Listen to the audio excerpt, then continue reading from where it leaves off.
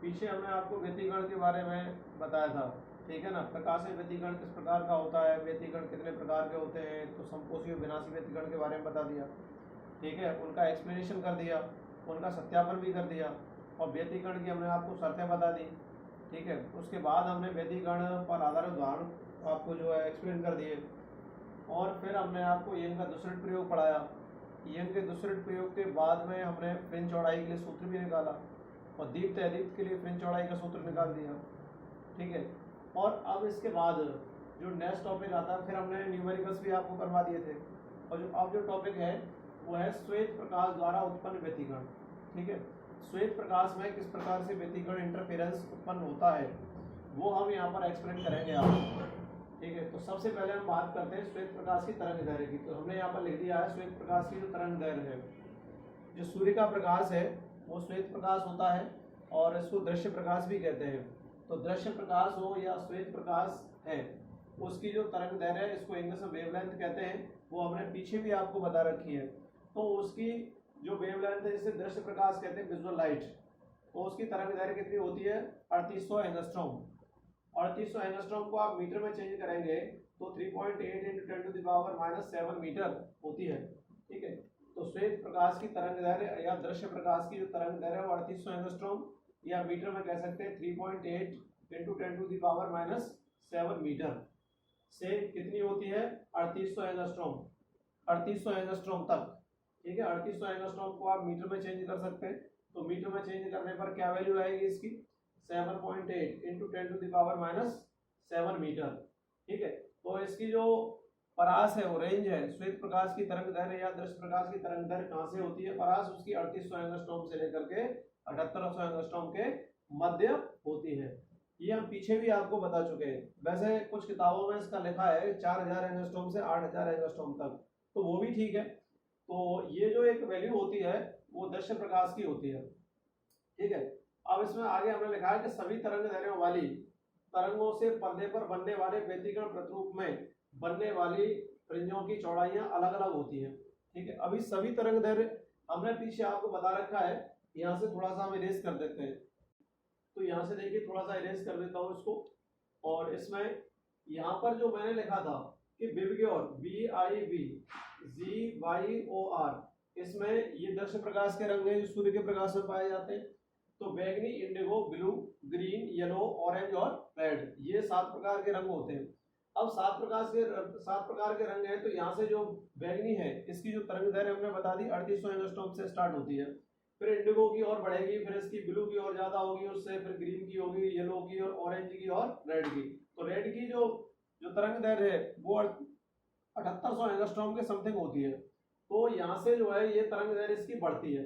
अब ये जो तरंग दैर्घ्य है, सभी तरंग दैर्घ्य क्या है, अलग अलग तरंग दैर्घ्य, सबकी बैगनी की, इंडिगो की, ब्लू, ग्रीन, येलो, ऑरेंज और रेड, सबकी जो वेवलेंथ है वो क्या है, अलग अलग है। तो हमने यहाँ पर लिखा था कि सभी तरंग दैर्घ्यों वाली तरंगों से पर्दे पर बनने वाले व्यतिकरण प्रतिरूप, एक पर्दा जो होता है इस पर व्यतिकरण प्रतिरूप बनता है, उस पर जो बनने वाली फ्रिंजें हैं उनकी चौड़ाइयां अलग अलग होती है, ठीक है ना। क्योंकि तरंग दैर्घ्य इनकी अलग अलग होती है, तो उस पर जो फ्रिंज चौड़ाई है उनकी जो वैल्यू होगी फ्रिंज चौड़ाई की वो अलग अलग होगी। तो यहाँ पर हमने लिखा था कि सभी तरंग दैर्घ्यों वाली तरंगों से पर्दे पर बनने वाले व्यतिकरण प्रतिरूप में बनने वाली फ्रिंजों की चौड़ाइयां अलग अलग होती है, ठीक है। अलग अलग होती है, इसका और भी एक कारण है जो हमने आगे इसमें एक्सप्लेन भी किया है। क्योंकि इनके लिए पाई पाई क्या होता है, कलांतर की वैल्यू होती है, के मान भिन्न भिन्न होते हैं, ठीक है ना। पाई का मान जो होता है वो इसके लिए क्या क्या होता है, सबके लिए अलग अलग होता है। जैसे ये बैगनी है, इंडिगो है और रेड तक, यहाँ तक जो पाई की वैल्यू है भिन्न भिन्न होती है, इसलिए भी ऐसी पॉसिबिलिटी हो सकती है, ठीक है। अब हम आगे इसको और लेते हैं, देखिए। तो हमने इसमें ये कहा कि दृश्य प्रकाश की जो तरंग दैर्घ्य है वो 3800 से 7800 एंगस्ट्रॉम होती है, ठीक है। दूसरी बात हमने कहा कि सभी तरंग दैर्घ्यों से बनने वाली जो व्यतिकरण प्रतिरूप पर्दे पर बनने वाली जो फ्रिंजों की चौड़ाइयां वो अलग अलग होती हैं, ठीक है। क्योंकि इनकी तरंग दैर्घ्य क्या होती है, सबकी अलग अलग होती है। और दूसरा हमने कारण बता दिया कि इनके लिए पाई की वैल्यू क्या होती है, अलग अलग होती है। ऐसे प्रकाश के लिए दूसरे प्रयोग हमने पीछे पढ़ा रखा है। ऐसे प्रकाश के लिए दूसरे प्रयोग में केंद्रीय फ्रिंज श्वेत प्राप्त होती है, पीछे हमने बता दिया था आपको। कि केंद्रीय फ्रिंज हमेशा चमकीली प्राप्त होती है। क्यों? उसका रीजन भी बताया था, क्योंकि प्रकाश स्रोत S1 और S2 से केंद्र पर पहुंचने वाली जो तीव्रता है वो अधिक होती है, और क्योंकि S1 S2 से वो दूरी है, वो बिंदु P की जहां पर केंद्रीय फ्रिंज बनती है उसकी दूरी भी समान होती है। यहाँ पर हमने लिया था S1 और यहाँ लिया था S2 और यहाँ पर एक बिंदु P लिया था हमने, या फिर बीच में हमने जो भी बिंदु लिया था यहाँ पर ये केंद्रीय बिंदु था। तो यहाँ से इसकी जो दूरी है और यहाँ से इसकी दूरी, वो दोनों दूरियां क्या थी? यहाँ पर समान थी। इसलिए यहाँ पर केंद्रीय फ्रिंज कैसी प्राप्त हो रही थी? कैसी प्राप्त हो रही थी? चमकीली, ब्राइटनेस हो रही थी उसमें, ठीक है ना, दीप्त कह सकते हैं उसको। तो यहाँ पर है ऐसे प्रकाश के लिए दूसरे प्रयोग में केंद्रीय फ्रिंज श्वेत प्राप्त होती है। कैसी प्राप्त होती है? श्वेत प्राप्त होती है, मतलब चमकीली होती है, जिसको हम दीप्त कह सकते हैं। क्योंकि S1 S2 से पहुंचने वाली केंद्रीय बिंदु तक की जो दूरी है वो कैसी होती है? समान होती है। इसलिए हमेशा व्यतिकरण प्रतिरूप के केंद्र पर बनने वाली फ्रिंज श्वेत या चमकीली प्राप्त होती है। ठीक है, आगे इसमें केंद्रीय श्वेत फ्रिंज के किसी भी ओर सबसे समीप फ्रिंजें लाल होती हैं। अब जो सबसे पास में जो फ्रिंज है वो कैसी होती है? जैसे यहाँ पर है, ये फ्रिंज कैसी है आपकी? चमकीली है। इसके जस्ट पास में यहाँ जो फ्रिंज है, यहाँ जो फ्रिंज है, यहाँ जो फ्रिंज है और यहाँ जो फ्रिंज है, तो ये केंद्रीय फ्रिंज है आपकी। तो केंद्रीय फ्रिंज के जो इधर बनेगी, ठीक है ना, या जो जस्ट इसके पास में बनेगी वो कैसी होगी? लाल होगी, क्योंकि इसकी वेवलेंथ क्या सबसे ज्यादा होगी। और चमकीली जो वेवलेंथ है उसके पास में लाल फ्रिंज बनती है, और सबसे जो दूर बनती है वो फ्रिंज कैसी होती है? बैगनी होती है। वही फ्रिंज केंद्रीय फ्रिंज के पास हमेशा बनेगी जिसकी तरंगदैर्घ्य ज्यादा होगी। तो लाल रंग की तरंगदैर्घ्य सर्वाधिक होती है, तो केंद्रीय फ्रिंज के पास में कौन सी फ्रिंज हमेशा बनती है? लाल प्रकार की फ्रिंज बनती है। और दूर वो जो बनने वाली फ्रिंज है, क्योंकि दूर वाली फ्रिंज है उसकी जो वेवलेंथ है वो कम होगी, अर्थात बैगनी की वेवलेंथ सबसे कम होती है, इसलिए सबसे दूर बनने वाली फ्रिंज कैसी होती है? वो बैगनी होती है। तो यहाँ लिखा है हमने कि केंद्रीय श्वेत फ्रिंज के किसी भी ओर सबसे समीप, समीप मतलब निकट फ्रिंजें कैसी होती है? किस रंग की होती है? लाल। अर्थात सबसे दूर की फ्रिंज कैसी होती है? बैगनी होती है। ठीक है ना। तो इस क्योंकि ये जो है किस पर निर्भर करती है? तरंग दैर्घ्य पर। तो देखिए बैगनी की तरंग दैर्घ्य कितनी थी यहाँ पर? 3800 एंगस्ट्रॉम। ठीक है, तो यहाँ पर दूर फ्रिंज बनेगी, और दूर फ्रिंज बनेगी तो कैसी होगी? बैगनी होगी। और ये इसकी तरंग दैर्घ्य कितनी है? 7800 एंगस्ट्रॉम बताई थी आपको मैंने। तो यहाँ पर जो है ये केंद्रीय फ्रिंज के समीप बनेगी, और कैसी बनेगी? लाल बनेगी। और एक केंद्रीय फ्रिंज से दूर बनेगी तो किसका कलर कैसा होगा? बैगनी होगा। ठीक है, तो यहाँ पर आ गया। अब हम बात करते हैं एक वर्णी प्रकाश स्रोत की। ठीक है, एक वर्णी प्रकाश स्रोत हमने पीछे बता रखा है कि लेजर प्रकाश होता है। तो यहाँ पर लिखा है हमने एक वर्णी प्रकाश के लिए सभी चमकीली फ्रिंजें एक समान तीव्रता व चौड़ाई की होने के कारण, ये पीछे हमने बताया था कि बीटा बराबर हमने निकाला था capital D lambda upon small D. ठीक है ना। तो यंग के दूसरे प्रयोग में वैज्ञानिक थॉमस यंग ने अपने प्रयोग में जो लिया था वो एक वर्णी प्रकाश स्रोत का उपयोग किया था। पहले सूर्य का किया, फिर उसके बाद एक वर्णी प्रकाश स्रोत का उपयोग किया। तो एक वर्णी प्रकाश स्रोत लेजर प्रकाश होता है, तो उसको उस पर डाल के देखा, तो जो तीव्रता जो थी फ्रिंजों की, सभी फ्रिंजों की तीव्रता या चमक जैसे कह सकते हैं ब्राइटनेस, वो कैसी थी? समान थी। और उसके बाद जो उसकी जो चौड़ाई थी, फ्रिंज चौड़ाई वो समान थी, चाहे दीप्त हो चाहे अदीप्त हो। तो दीप्त और अदीप्त, यहाँ पर दीप्त के लिए भी इतना ही हमने निकाला था वैल्यू, और अदीप्त के लिए भी हमने इतनी वैल्यू निकाली थी, D lambda upon small D. Beta अदीप्त बराबर capital D lambda upon small D, और बीटा दीप्त बराबर capital D lambda upon small D. तो फ्रिंज चौड़ाई क्या थी? दोनों के लिए समान थी। तो यहाँ पर हमने लिखा है कि एक वर्णी प्रकाश के लिए सभी चमकीली फ्रिंजें एक समान तीव्रता व समान चौड़ाई की होने के कारण, ठीक है, अब आगे लिखते हैं, होने के कारण कौन सी फ्रिंज केंद्रीय फ्रिंज है? ठीक है, कौन सी फ्रिंज अब केंद्रीय फ्रिंज है ज्ञात करना कठिन होता है। इस स्थिति में हमें ये पता नहीं रहता कि कौन सी फ्रिंज केंद्रीय फ्रिंज है, सेंट्रल फ्रिंज है, उसको हम पता करने में थोड़ी कठिनाई रहती है। ठीक है, क्योंकि एक वर्णी प्रकाश स्रोत लिया, तो एक वर्णी प्रकाश स्रोत में सभी जो तीव्रता की फ्रिंजें हैं वो समान है, और उनकी जो विड्थ है वो क्या है? चौड़ाई, वो भी समान है, इसलिए केंद्रीय फ्रिंज को ज्ञात करना कठिन होता है। अतः श्वेत प्रकाश का उपयोग कर केंद्रीय श्वेत फ्रिंज की स्थिति ज्ञात की जा सकती है। इसलिए ऐसा करते हैं कि श्वेत प्रकाश का उपयोग करते हैं, उससे केंद्रीय फ्रिंज की स्थिति को पता कर लेते हैं। ये हमारी जो है क्या है? श्वेत प्रकाश द्वारा उत्पन्न व्यतिकरण। ठीक है, आप उसको तैयार कर लेना इस पॉइंट को। ठीक है, अब हम नेक्स्ट पॉइंट लेते हैं।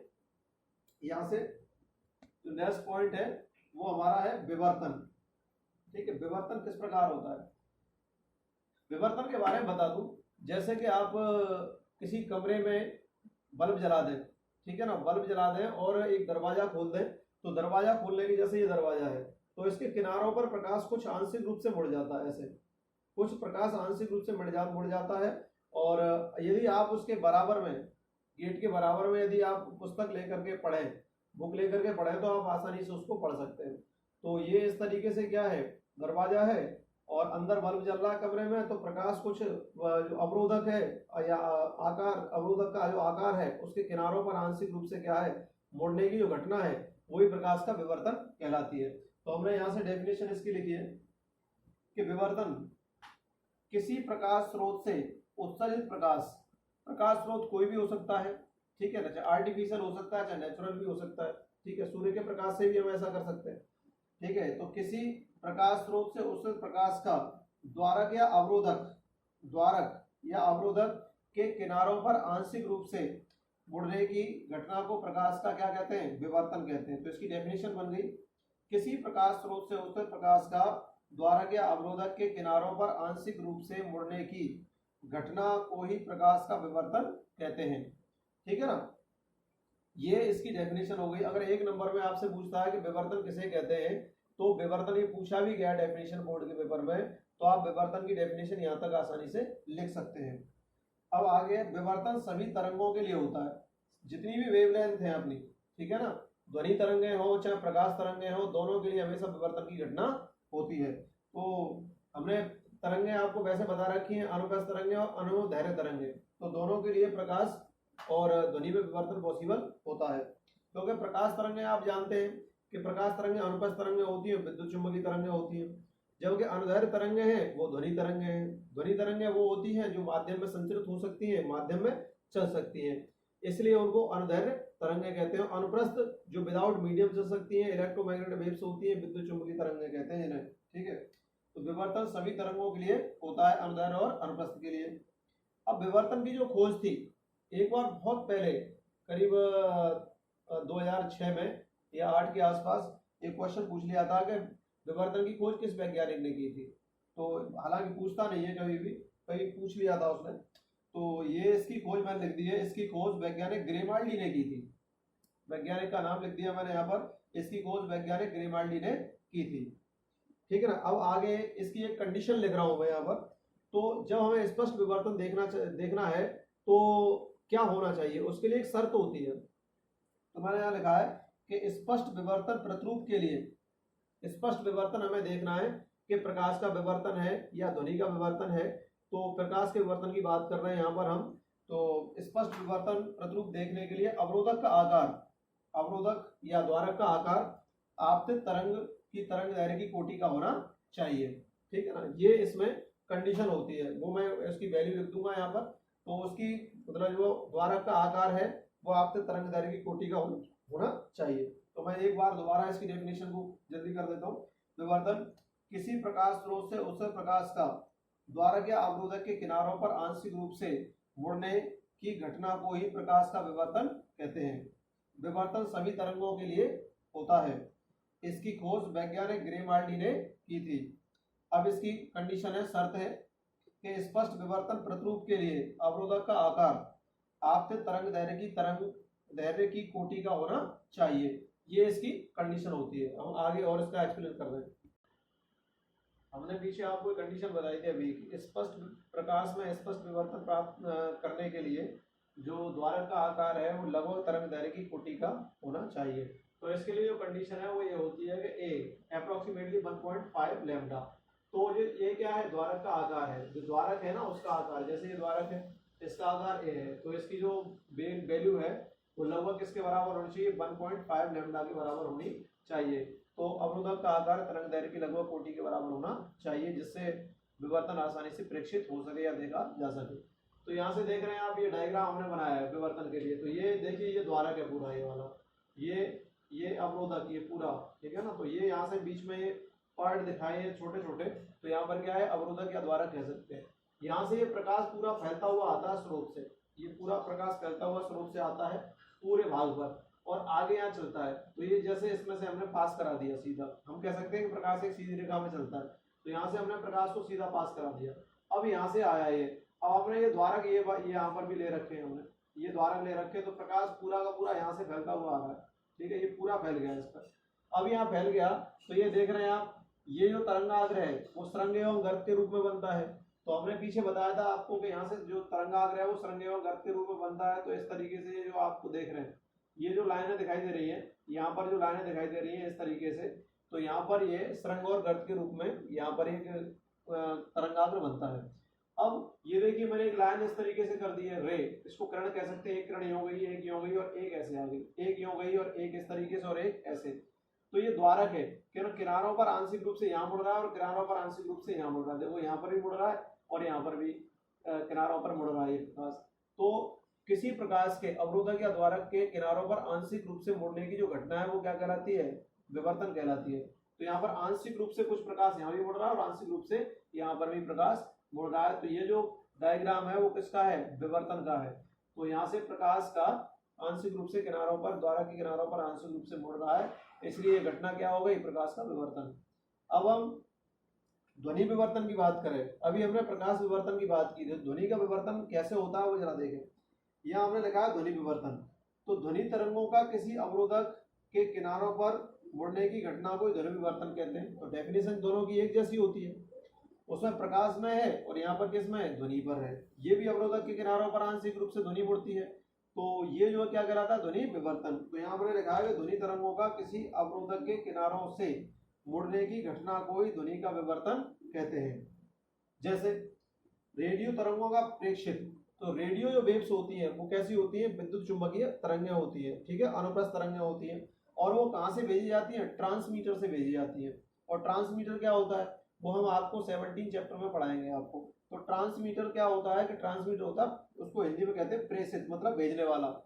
जैसे रेडियो स्टेशन है वहां पर क्या होता है, ट्रांसमीटर, और जब हम उसको सुनते हैं तो हम अभिग्राही कहलाते हैं, ठीक है। भेजने वाला होता है वो क्या होता है, ट्रांसमीटर, और सुनने वाला होता है अभिग्राही। तो रेडियो तरंगों का प्रेषित ट्रांसमीटर से अभिग्राही, अभिग्राही मतलब रिसीवर, जो उनको रिसीव कर रहा है, रिसीवर तक पहुंचाना है। रेडियो तरंगों को कहाँ भेजना है, ट्रांसमीटर से अभिग्राही तक भेजना होता है, ठीक है। ध्वनि विवर्तन स्पष्ट रूप से देखा जा सकता है, ध्वनि विवर्तन को आसानी से देख सकते हैं, ठीक, क्योंकि पहाड़ियों से भी विवर्तन होता है, बड़ी बड़ी चोटियों से भी होता है, बड़ी बड़ी बिल्डिंगों से भी होता है। तो ध्वनि विवर्तन स्पष्ट रूप से देखा जा सकता है या सुना जा सकता है कह सकते हैं, जबकि प्रकाश विवर्तन सामान्यतः दिखाई नहीं देता है, सामान्यतः दिखाई देता है। एक बार ये पूछ लिया गया है कि ध्वनि विवर्तन और प्रकाश विवर्तन में क्या अंतर है, या उनकी तुलना कीजिए, ठीक है। और या ये भी पूछ लेता है कि प्रकाश में विवर्तन सामान्यतः प्रेक्षित नहीं होता है, जबकि ध्वनि में आसानी से हो जाता है। क्योंकि हम इसको कह सकते हैं इस क्वेश्चन को कि ध्वनि में विवर्तन आसानी से इसलिए प्रेक्षित होता है क्योंकि जो अवरोधक का आकार है उसकी ध्वनि की तरंग दैर्घ्य की कोटि का लगभग बराबर होता है, और इसमें बहुत छोटा होता है प्रकाश में, इसलिए आसानी से सामान्यतः प्रेक्षित नहीं होता है। हमने नोट भी लिखा है, यदि a अपॉन लैम्डा, a मतलब क्या है, द्वारक का आकार, और लैम्डा मतलब है तरंग दैर्घ्य, ठीक है, दोनों का अनुपात है यहाँ पर। नोट, यदि a अपॉन लैम्डा का मान 50 से अधिक प्राप्त होता है, दोनों का रेशो a अपॉन लैम्डा, मतलब a द्वारक है और लैम्डा क्या है, तरंग दैर्घ्य, इसकी वैल्यू क्या है, 50 से यदि ज्यादा आती है, किससे ज्यादा आती है, 50 से, इन दोनों का अनुपात यदि 50 से ज्यादा होता है तो विवर्तन प्रेक्षित नहीं होता है, और 50 से कम आ जाता है तो प्रेक्षित आसानी से हो जाता है। तो हमने नोट लिख दिया, यदि a अपॉन लैम्डा का मान 50 से अधिक प्राप्त होता है तो विवर्तन प्रेक्षित नहीं होता है, ठीक है ना। अब हम दोनों विवर्तनों की तुलना करेंगे। पीछे हमने प्रकाश का विवर्तन बताया, फिर हमने आपको ध्वनि का विवर्तन बता दिया, ठीक है। अब हम यहाँ से आगे चलते हैं। तो हमने यहाँ पर एक टॉपिक लिख रखा है, ऊपर से थोड़ा सा इरेज कर देते हैं इसको।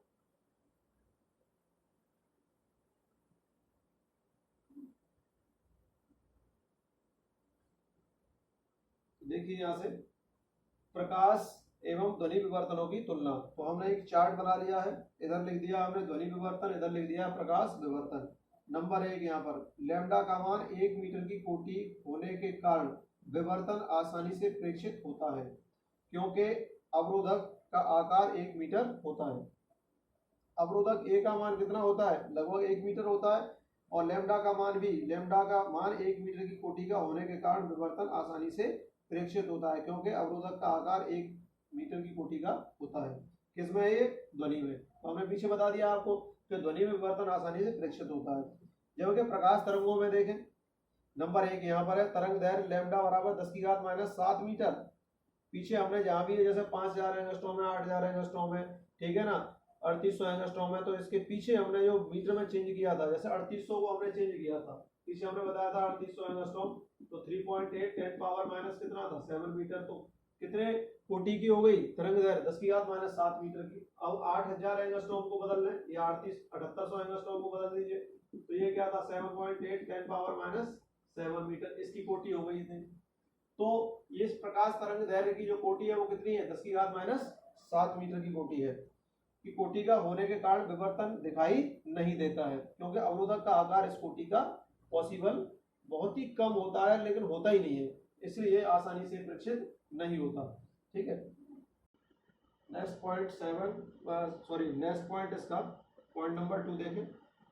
तो ये देखिए क्या होगा इसमें कि इधर हमने ध्वनि विवर्तन लिखा था, इधर प्रकाश विवर्तन लिखा था। अब ध्वनि विवर्तन की बात करें तो पॉइंट नंबर 2 है, रेडियो तरंगों की तरंग दैर्घ्य 25 मीटर, ठीक है, से 250 मीटर होने के कारण इनका विवर्तन बड़ी इमारतों, पहाड़ियों से आसानी से संभव हो जाता है। तो रेडियो जो तरंग है उनकी तरंग दैर्घ्य कहाँ से ली गई है, 25 मीटर से कितनी तक, 250 मीटर होने के कारण इनका विवर्तन बड़ी इमारतों से, पहाड़ियों से भी संभव हो जाता है।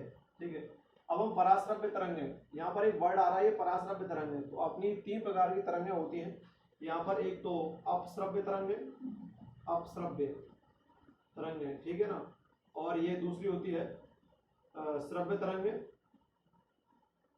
श्रव्य तरंगें, ठीक है, और तीसरी होती है पराश्रव्य तरंगें, पराश्रव्य तरंगें। इनको भी बता देते हैं आपको। अपश्रव्य तरंगें होती हैं जिनकी आवृत्ति, जो फ्रीक्वेंसी है, वो कितने से कम होनी चाहिए, 20 हर्ट्ज से कम।